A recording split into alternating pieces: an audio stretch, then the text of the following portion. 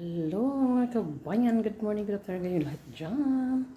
Ngayon ang handa ko ngayon sa aking amo ay pasta con zucchini. Ito ang ating ingredient. Lagyan mo natin ng bawang at saka sibuyas. Ayan. Ayan. Ilagay natin dito ang ating pancita kabayan. Ayan, tawag nila ito kabansita. Yung parang karne din, na medyo may timpla na lang siya, na medyo maalat-alat dito sa Italia. Ayan na siya. Ilagay na natin ating zucchini kabayan. Ayan. Gulay ito sa Italia. Hindi ko alam kung ano sa atin ito. Zucchini dito sa Italia. Ayan. Masarap kaya ito kabayan.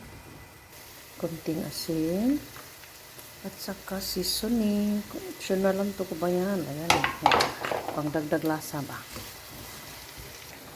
Ayan na. Ready na ang aking pangsahog sa aking pasta. Ayan. Ito naman ang aming second plate na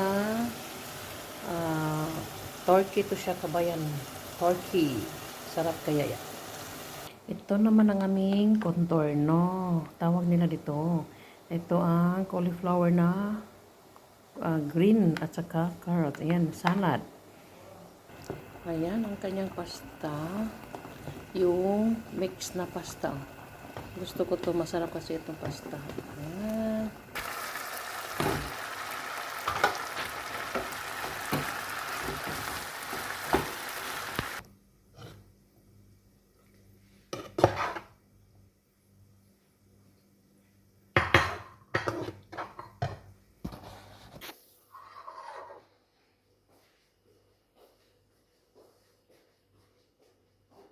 Okay.